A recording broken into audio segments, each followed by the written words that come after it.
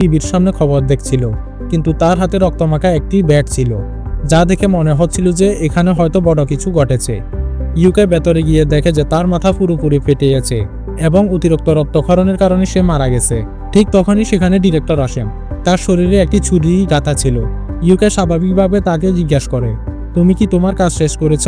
কিন্তু ঠিক সেই মুহূর্তে ইউকের এক সহকর্মী ডিরেক্টরের মাথায় আঘাত করে। ডিরেক্টর আবার উঠে দাঁড়ান এবং সেই একই প্রশ্নটি পুনরাবৃত্তি করেন, তোমরা সবাই কি তোমাদের কাজ শেষ করেছ? সেই সহকর্মী আবার তাকে মারা শুরু করেন। সেই সহকর্মীর নাম ছিল সাং। সাং ইউকে বলে যে খবরে জম্বিদের মারার একটি পদ্ধতি বলা হয়েছিল, শুধুমাত্র মাথায় আঘাত করো, তাহলে তারা মারা যাবে, অন্যথায় তাদের কোনোভাবেই মারা যাবে না। তার কাছে বন্দুক থাকলে সে তাদের সহজে মেরে ফেলতো, আর যদি আমরা তাদের না মারি তাহলে আমরাও জম্বি হয়ে যাব। এই বলে সাং ডিরেক্টরকে মেরে ফেলে এবং ইউকে বলে, যদি চাও তবে তোমার সুরক্ষার জন্য এই ব্যাটটি তুমি রেখে দিতে পারো। ইউকে তখন সাংকে জিজ্ঞাসা করে যে আপনার কি হয়েছে, আপনারা এত নিষ্ঠুরভাবে মানুষকে কেন মারছেন? সাং তাকে উত্তর দেয়, ওরা প্রথমে আমাকে মারতে এসেছিল, আমাকেও ওদের মতো জম্বি বানিয়ে দিতে চেয়েছিল। যদি ওরা আমাকে কামড়ে দিত তাহলে আমিও জম্বি হয়ে যেতাম। নিজের প্রাণ বাঁচানোর জন্য মানুষ কি না করতে পারে। এ সময় ইউকে লক্ষ্য করে যে তার হাতে কামড়ানোর একটি চিহ্ন রয়েছে। সেই চিহ্নটি যা সুজুকি তাকে কামড়ানোর সময় তৈরি হয়েছিল, কিন্তু সুজুকি দরজায় কামড়ানোর সময় আগে তার সব দাঁত হারিয়ে ফেলেছিল। তাই ইউকের শরীরে কামড়ানোর প্রভাব অতটা গভীর হয়নি।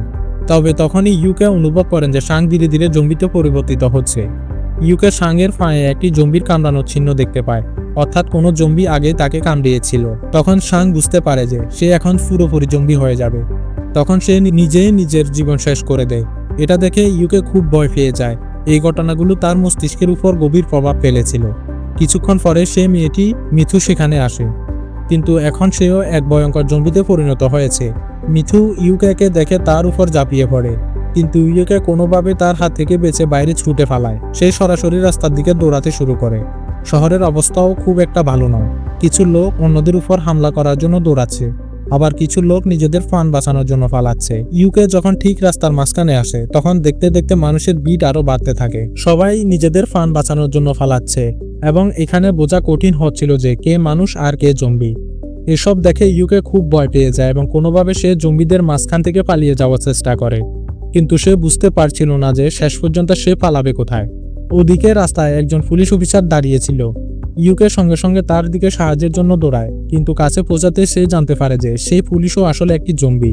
সে জম্বিটিও এবার ইউকের উপর হামলা করতে যাচ্ছিল।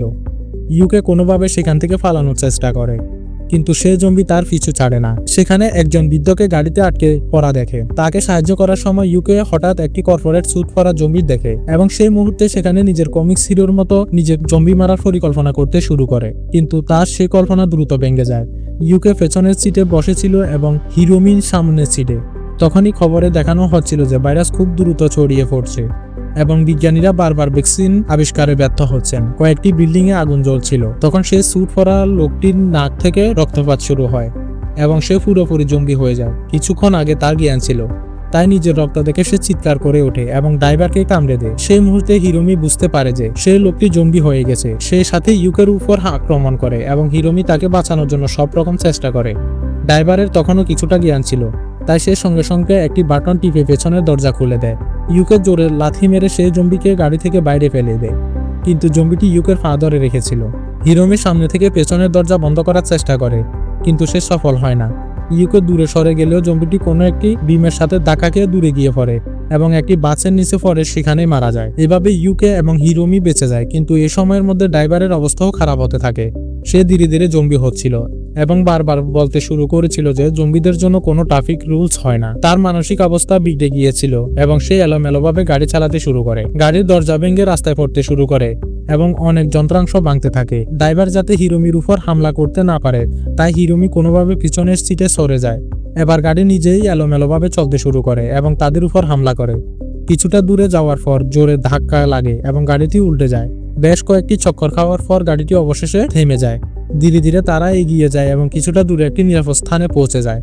হিরোমির ফোন বের করায় চারপাশের পরিস্থিতি পরীক্ষা করতে থাকে। তার মোবাইলে সরকারের নাম্বার থেকে পাঠানো অনেক মেসেজ নোটিফিকেশন এসেছিল।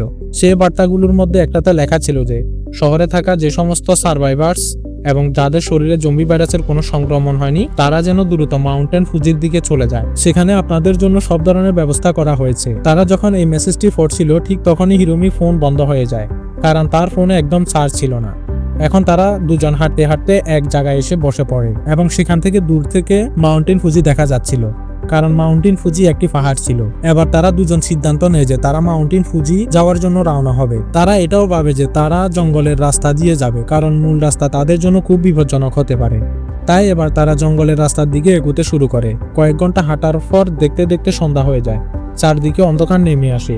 তাই তারা দুজন নিজেদের সুরক্ষার জন্য এক জায়গায় থেমে যায় এবং সেখানে থাকাকালীন তাদের দুজনের খুব জোর খিদা পায়। ইউকের কাছে শুধুমাত্র একটি রুটি ছিল।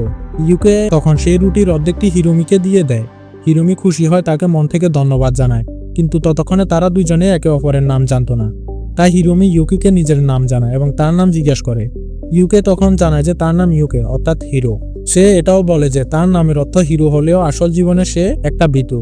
এত বয়স হওয়ার সত্ত্বেও সে নিজের জীবনে কিছুই করেনি। কিন্তু হিরোমি তাকে বলে যে তার এমন ভাবা উচিত না, কারণ আজই সে তার প্রাণ বাঁচিয়েছে এবং এটাই একজন সত্যিকারের হিরো। সে আবার বলে, কিন্তু তোমার কাছে তো বন্দুক আছে, তুমি সেটা ব্যবহার করছো না কেন? বন্দুকের কথা শুনে ইউকে হিরোমিকে জিজ্ঞেস করে, তোমার কাছে কি নিজের সুরক্ষার জন্য কোনো বন্দুক আছে? যদি না থাকে তবে আত্মরক্ষার জন্য তোমার কাছে কি আছে? হিরোমি তখন একটি আইপ্যাড বের করে এবং বলে যে আইপ্যাডে আমার মায়ের একটি গান রেকর্ড করা আছে। কিন্তু ঠিক তখনই ইউকে একটি ভয়ঙ্কর জিনিস লক্ষ্য করে। হিরোমির গাড়ে কামড়ানোর একটি চিহ্ন রয়েছে। সে সঙ্গে সঙ্গে তার বন্দুকটি তার দিকে তাক করে এবং জিজ্ঞাসা করে, এই চিহ্নটা কি? তুমি কি জম্বি ভাইরাসে সংক্রমিত? হিরোমি ইউকির কথা বুঝতে পারছিল না। সে তার এমন আচরণে চমকে গিয়েছিল।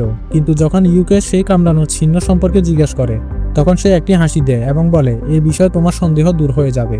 তাছাড়া এই পৃথিবীতে আমার বেঁচে থাকার কোনো অর্থ নেই। আমি চাই না যে আমাদের মধ্যে কোনো ধরনের সন্দেহ বাকি থাকুক।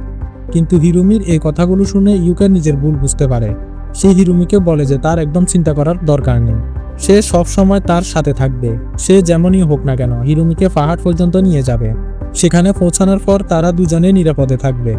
এরপর তারা দুজনে আবার মাউন্টেন ফুজির দিকে চলতে শুরু করে। জঙ্গলের পথে অনেকক্ষণ হাঁটার পর দুজন ক্লান্ত হয়ে এক জায়গায় বসে পড়ে। তখনই হিরোমি ইউকে বলে যে এবার তোমাকে একাই মাউন্টেন ফুজি যেতে হবে, আমি তোমার সাথে আর এগোতে পারবো না। হিরোমি জানায় যে তার শরীর খুব ভারী লাগছে। তার এমন মনে হচ্ছে যেন সে জম্বিতে রূপান্তরিত হচ্ছে। যদিও কোনো জম্বি তাকে কামড়ায়নি, কিন্তু তার শরীরে যে পুরনো ক্ষত ছিল তার জন্যই হয়তো এমন হচ্ছে। তাই সে নিজের প্রাণ বাঁচানোর জন্য সেখান থেকে পালিয়ে যেতে শুরু করে। দৌড়াতে দৌড়াতে সে একজন লোককে দেখতে পায় এবং তার কাছে সাহায্য চাইতে যায়। কিন্তু সেই লোকটি আসলে একটি ভয়ানক জম্বি ছিল। সেই জম্বিটি ইউকের উপর ঝাঁপিয়ে পড়ে। ইউকে সমস্ত শক্তি দিয়ে তার থেকে বাঁচার চেষ্টা করে, কিন্তু জম্বিটি তাকে কামড়াতে যাবে। ঠিক তখনই হঠাৎ হিরোমি সেখানে এসে পড়ে। হিরোমি সেই জম্বিটির হাত পা ভেঙে টুকরো টুকরো করে দেয়। হিরোমির এই রূপ দেখে ইউকে খুব ভয় পেয়ে যায়। যখন হিরোমি তার সামনে আসে ইউকে আরো ঘাবড়ে যায় এবং বলে, আমাকে মেরো না। কিন্তু হিরোমি তার দিকে হাত বাড়িয়ে তাকে মাটি থেকে তুলে ধরে। ইউকে তখন নিজের প্রাণ বাঁচানোর জন্য হিরোমিকে মন থেকে ধন্যবাদ জানায়। এরপর সে বন্দুক নিয়ে সেখান থেকে চলে যেতে শুরু করে, কিন্তু কয়েক কদম যাওয়ার পরেই আবার থেমে যায়। সে হিরোমির কাছে ফিরে আসে। সে ভাবে যে হিরোমি হয়তো এখনো পুরোপুরি সংক্রমিত হয়নি, হয়তো সে অর্ধেক মানুষ আর অর্ধেক জম্বি। ইউকে তখন সিদ্ধান্ত নেয় যে সে হিরোমিকে নিজের সাথে নিয়ে যাবে। তারা দুজনে আবার রাস্তায় বেরিয়ে পড়ে। রাস্তায় তারা একটি আর্মে কিছু খাবার খুঁজে পায় এবং ধীরে ধীরে তাদের পথ ফাঁড়ি দিতে থাকে। রাস্তায় তারা একটি ট্রলি খুঁজে পায় যার মধ্যে শুধুমাত্র খাবারের খোসা পড়েছিল, কিন্তু সেই ট্রলিতে মাউন্টেন ফুজির ঠিকানা লেখা ছিল। এটা দেখে তারা দুজনে খুব খুশি হয়, কারণ তাদের মনে হয় যে তারা হয়তো মাউন্টেন ফুজির খুব কাছে পৌঁছে গেছে। কিন্তু এখন হিরোমি পুরোপুরি দুর্বল হয়ে পড়েছিল। তাই ইউকে তাকে সেই ট্রলিতে বসিয়ে নেয় এবং হিরোমিকে নিয়ে এগিয়ে যায়। কিন্তু যেহেতু তারা দুজনে খুব বেশি ক্ষুধার্ত ছিল, তাই ইউকে প্রথমে হিরোমিকে নিয়ে একটি সুপার শপে যায়, যেখানে তারা কিছু খাবার পানীয় জিনিস এবং জল পেতে পারে। কিন্তু সুপার শপের বাইরের অবস্থাও ভালো ছিল না। ইউকে দেখে যে সেখানে একটি মেয়ে এসেছে, তার নাম ইয়াবু। সেও ইউকে হিরোমির মতো একজন সার্ভাইভার ছিল। ইয়াবু হিরোমির অবস্থা দেখে তার কাছে আসে। ইউকে বলে যে হিরোমির শরীর খুব দুর্বল, তাই সে এভাবে ঘুমাচ্ছে। একজন ব্যক্তি হিরোমিকে সন্দেহ করে, কিন্তু অন্য একজন ব্যক্তি বলে যে এই মেয়েটি জম্বিতে সংক্রমিত নয়, কারণ জম্বিরা কখনো ঘুমায় না। এরপর তারা সবাই মিলে হিরোমি এবং ইউকেকে তাদের দলে শামিল করে নেয়, কারণ তারা সবাই মিলে মাউন্টেন ফুজি যাচ্ছিল। তাদের একটি নির্দিষ্ট আস্তানা আছে, তাই তারা প্রথমে সেখানেই পৌঁছাবে। এরই মধ্যে সেখানে অনেকগুলো জম্বি সেখানে এসে যায়। সবাই মিলে তাদেরকে আঘাত করে হিরোমি সহ আস্তানায় পৌঁছায়। তারা ইউকে এবং হিরোমিকে স্বাগত জানায়। ইউকে সে জায়গা দেখে অবাক হয়ে যায়। এটা কোনো সাধারণ আস্তানা ছিল না, বরং মনে হচ্ছিল যেন একটা ছোট শহর, যেখানে খাবার জল থেকে শুরু করে প্রয়োজনীয় সবকিছুর ব্যবস্থা ছিল। এমনকি ম্যানেজমেন্টের জন্য একজন ম্যানেজারও ছিল। ম্যানেজার ইউকের বন্দুক দেখে তাকে জিজ্ঞেস করে, তোমার কাছে এই বন্দুকই আছে, এটা কি আসল বন্দুক? তুমি কি এটা চালাতে পারো? তখন ইউকে ম্যানেজারকে জানায় যে সে বহু বছর আগে একটি গান শুটিং শোতে প্রথম হয়েছিল, কারণ তার বন্দুক চালানোর দক্ষতা খুব ভালো। রাতে ইউকে এবং ইয়াবু নিজেদের মধ্যে কথা বলছিল। ইয়াবু ইউকে সম্পর্কে জানতে চায়। তখন সে ইউকে জানায় যে সে আগে একজন কমিক্স লেখক ছিল। পরের দিন সকালে ইউকে হিরোমির সাথে কথা বলছিল। সে তাকে বলে, তুমি চিন্তা করো না, আমি সব সময় তোমার সাথে আছি। যদি কেউ তোমার চোখ সম্পর্কে জিজ্ঞেস করে তাহলে শুধু বলে দিও যে তোমার চোখে আঘাত লেগেছিল, তাই পট্টি বাঁধা হয়েছে। এরপর ইউকে উপরে দাঁড়িয়ে আশেপাশে জম্বিদের দেখতে থাকে। ঠিক তখনই সেই গরিব দোকানের লোকটি তার কাছে আসে এবং বলে, জম্বিরা সবসময় সেই জিনিসটি বারবার বলতে থাকে যা তাদের পছন্দ ছিল। অর্থাৎ তারা তাদের পছন্দের জিনিসগুলো বারবার বলতে থাকে যাতে নিজেদেরকে খুশি রাখতে পারে। ঠিক তখনই সেখানকার ম্যানেজার সবাইকে ডাকে এবং জানায় যে এখন তাদের কাছে খাবারের জিনিস খুব কম বেঁচে আছে, তাই তাদের নতুন খাবারের ব্যবস্থা করতে হবে। কিন্তু শহরের অবস্থা থেকে সরাসরি রাস্তা থেকে শপের ভেতরে যাওয়া একটি গোপন রাস্তা বলা হয়েছে। যদি আমরা সেখানে পৌঁছাই তাহলে প্রচুর খাবার পাওয়া যেতে পারে। আসলে ম্যানেজার এই সমস্ত কথা ইউকে বলছিল। ইউকে বলে, আপনারা আমাকে কেন এসব বলছেন? আমি এতে কি করতে পারি? এটা শুনে ম্যানেজার বুঝতে পারে যে ইউকের কাছে বন্দুক আছে কিন্তু সাহস নেই। ম্যানেজার বলে, তোমাকে কিছু করতে হবে না, শুধু তোমার বন্দুকটা আমাকে দিয়ে দাও, বাকি কাজ আমি আমার দল করে নেব। আমরা তোমাকে শুধুমাত্র তোমার বন্দুক দেখে বাঁচিয়ে রেখেছি, সেটাই আমাদের কাজে লাগবে। এটা শুনে ইউকে ভয় পেয়ে যায়। সেই সময় তাদের দলের উপস্থিত একজন গ্যাংস্টার টাইপের লোক হিরোমির কাছে আসে, কিন্তু হিরোমিকে বাঁচানোর জন্য ইয়াবু সেখানে পৌঁছায়। লোকটি বলে, এখন হিরোমি আমাদের। ইয়াবু তার বিরোধিতা করে। তখন তার দল একজন লোক ইয়াবুর গলায় ছুরি ধরে রাখে এবং অন্য একটি লোক হিরোমিকে জোর করে বাইরে টেনে নিয়ে যায়। তাদের চিৎকার শুনে ইউকে সেখানে পৌঁছায়। তার পেছন পেছন ম্যানেজার এবং বাকি সঙ্গীরাও সেখানে আসে। ইউকে সেখানে হিরোমিকে বাঁচানোর জন্য ম্যানেজারের দিকে নিজের বন্দুক তাক করে চিৎকার করে, হিরোমিকে ছেড়ে দাও, নাইলে আমি একে একে সবাইকে গুলি করে দেব। কিন্তু কেউ তার একটা কথাও শুনল না। ইউকে এতে আরো ভয় পেয়ে গেল। কয়েক মুহূর্তের পর হিরোমি জোর করে ধাক্কা মেরে সেই গ্যাংস্টার লোকটিকে দূরে ফেলে দেয়। সে এভাবেই সেই গ্যাংস্টার ছেলেটিকে দূরে ছুড়ে ফেলে দেয় এবং তারপর নিজের চোখের ফোঁটটি খুলে ফেলে। এটা দেখে সবাই হতবাক হয়ে গেল এবং বুঝতে পারলো যে হিরোমি জম্বি ভাইরাসে সংক্রমিত হয়েছে। ম্যানেজার এক মুহূর্ত দেরি না করে হিরোমির মাথার কাছে একটি তীর ছুড়ে মারলো। ইউকের কাছে বন্দুক ছিল কিন্তু সাহস করে গুলি চালাতে পারলো না। হিরোমির এই অবস্থা দেখে সে চিৎকার করতে লাগলো। এই সুযোগে ম্যানেজারের লোকেরা তার কাছ থেকে বন্দুকটি ছিনিয়ে নিল। এরপর তারা তাকে একটি ঘরে টেনে নিয়ে গেল এবং প্রচন্ড মারতে লাগলো। সেই বন্দুকটি সেই গ্যাংস্টারের হাতে চলে যায়। গ্যাংস্টার ম্যানেজারকে বলে যে হিরোমি আমার ছিল, তুমি তাকে মেরে ফেলেছ, তাই আজ থেকে বন্দুক আমার এবং আজ থেকে আমি পুরো দলের নেতা। এটা শুনে ম্যানেজার খুব রাগান্বিত ছিলেন। এদিকে ইউকে সেখান থেকে বেরিয়ে এসে হিরোমির তাঁবুর কাছে আসে, যেখানে ইয়াবু চুপচাপ মন খারাপ করে বসেছিল। ইউকে তাকে হিরোমি সম্পর্কে জিজ্ঞেস করে। ইয়াবু তাকে দূরে একটি তাঁবুতে নিয়ে যায়, যেখানে সে হিরোমির চিকিৎসা করে তাকে ঘুম পাড়িয়ে রেখেছিল। অর্থাৎ হিরোমি তখনও জীবিত ছিল এবং এটা দেখে ইউকে খুব খুশি হয়। ইয়াবু ইউকে বলে যে হিরোমি কোনো সাধারণ জম্বি নয়, তার শরীরে এই ভাইরাস মোকাবেলা করার ইমিউনিটি অনেক বেশি।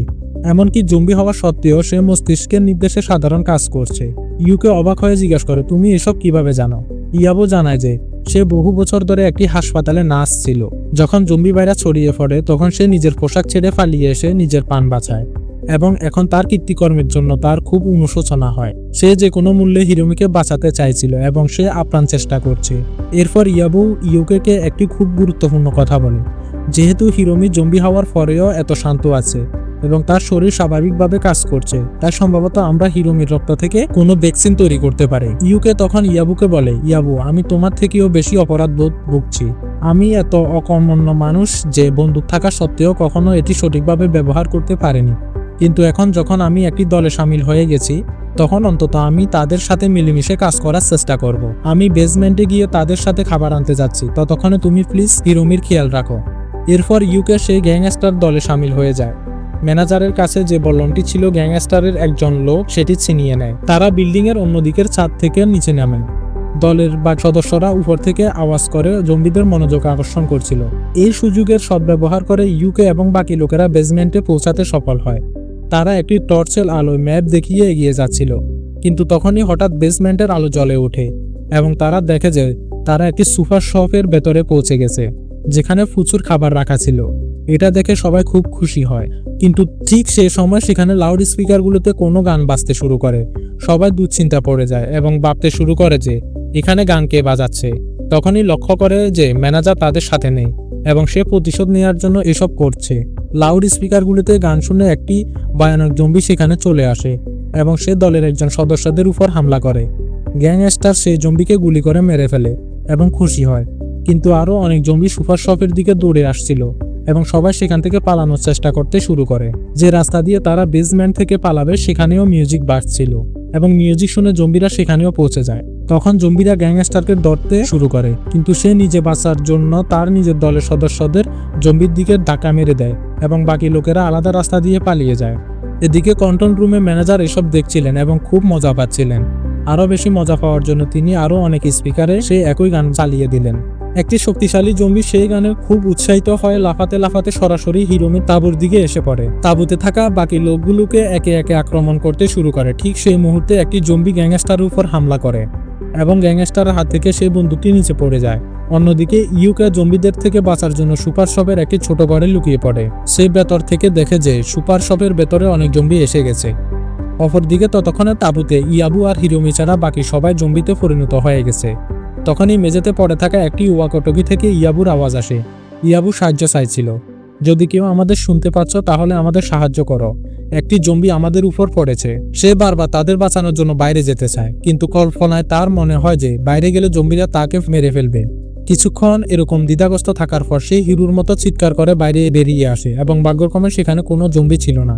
তাই সে কিছুটা শান্ত হয় এবং ঠিক সেই সময় একটি জম্বি তার বাহুতে কামড় বসিয়ে দেয় এবং তাকে ছাড়ার নাম নিচ্ছিল না। ইউকে সাহস করে তাকে মেরে ফেলে।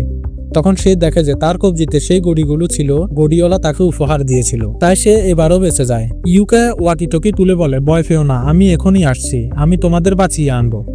তারপর ইউকে মেঝেতে তার বন্দুক খুঁজে পায় এবং খুব খুশি হয়। এর মধ্যে ইয়াবু জম্বির হাত থেকে বাঁচার পর কোনোভাবে হিরোমিকে নিজের পিঠে তুলে বেসমেন্ট পর্যন্ত পৌঁছেছিল এবং সেখানে সেই ম্যানেজারকে দাঁড়ানো অবস্থায় দেখতে পায়। ইয়াবু চাইছিল সে তার সাথে চলে আসুক। ম্যানেজার ইয়াবুকে জিজ্ঞেস করে যে ইউকি সে লোকটি কোথায়। ম্যানেজার বলে যে সে অকেজো লোকটা সম্পর্কে আমি কিছু জানি না, হয়তো সে এখন জম্বি হয়ে গেছে।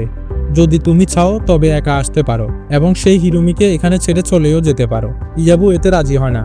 আর কিছুক্ষণ পরে দেখা যায় যে হঠাৎ সেই ম্যানেজারও জম্বি হতে শুরু করে দেয়, অর্থাৎ কেউ তাকে কামড়িয়েছিল। এটা দেখে ইয়াবু হিরোমিকে নিয়ে পালিয়ে যায়। ঠিক সে সময় ইউকে সেখানে পৌঁছে যায় এবং ম্যানেজারের উপর গুলি চালিয়ে তাকে মেরে ফেলে। তখনই দৌড়াদৌড়ির মধ্যে আরো একজন লোক সেখানে আসে এবং অন্যদিকে সেই গড়িওয়ালা পৌঁছে যায়, যার পেছনে অনেক জম্বি আসছিল। তারপর দেখতে দেখতে তারা সবাই জম্বিদের দ্বারা চারদিক থেকে ঘিরে যায়। ইউকে এবং বাকি লোকেরা কোনোভাবে একদিকে সরে গিয়ে পালিয়ে যায়। সেখানে ইউকে তাদের বলে যে তার কাছে এখন 96টি গুলি বাকি আছে, যদি চায় তবে একসাথে অনেক জম্বিরা মারা যেতে পারে, তাই কারো ঘাবড়ানোর দরকার নেই। হিরোমি ইউকেকে বলে যে সে ইউকের জন্য খুব গর্ব অনুভব করছে এবং ইউকের জন্য সে নিজেকে নিরাপদ অনুভব করছে। তার কাছে ইউকে আসল হিরো। এটা শুনে ইউকে খুব সাহস পায় এবং সে একজন সত্যিকারের হিরোর মতো জম্বিদের সামনে এগিয়ে যায়। এরপর সে একে একে অনেক জম্বিকে গুলি করে মেরে ফেলে। দলের বাকি সদস্যরাও তাকে সাহায্য করে। এভাবে অনেক জম্বিকে মারার পর সেখানে 3 জন লোক বেঁচে যায়। কিন্তু সে সময় তাবুর সেই জম্বি দৌড়ে আসে যা উঁচু উঁচু জাপ দিতে পারত এবং সে খুব শক্তিশালী ছিল। সেই সময় ইউকের কাছে মাত্র একটি গুলি বাকি ছিল এবং সেই গুলিটি তাকে সেই জম্বির মাথায় মারতে হতো। অবশেষে সে মাথায় গুলি মারে, কিন্তু সেই জম্বির মাথা আগে থেকে ফাটা ছিল, তাই গুলির কোনো প্রভাব পড়ল না। এখন যেহেতু ইউকের কাছে আর গুলি ছিল না, সেই জম্বিটি তার কাছে চলে আসে। তখন ইউকে তার বন্দুক দিয়ে জম্বির মাথা পুরোপুরি ফাটিয়ে দেয় এবং শেষ পর্যন্ত সে জম্বিটি মারা যায়। এরই মধ্যে ইয়াবুর কাছে ম্যানেজারের গাড়ির চাবি ছিল, যা সে আগে সুযোগ পেয়ে ম্যানেজার কাছ থেকে ছিনিয়ে নিয়েছিল। তখন তারা 3 জন মিলে সেই গাড়িতে চড়ে বেরিয়ে পড়ে। ইয়াবু তাদের হাসপাতালের দিকে নিয়ে যাচ্ছিল, যাতে হিরোমির রক্ত থেকে ভ্যাকসিন তৈরির চেষ্টা করা যায় এবং এভাবে তারা তাদের দুনিয়াকে জম্বি মুক্ত করতে পারে। রাস্তায় ইয়াবু ইউকের নাম জিজ্ঞেস করে। ইউকে এতে গর্বের সাথে জানায় যে তার নাম ইউকে এবং এর অর্থ হিরো হয়।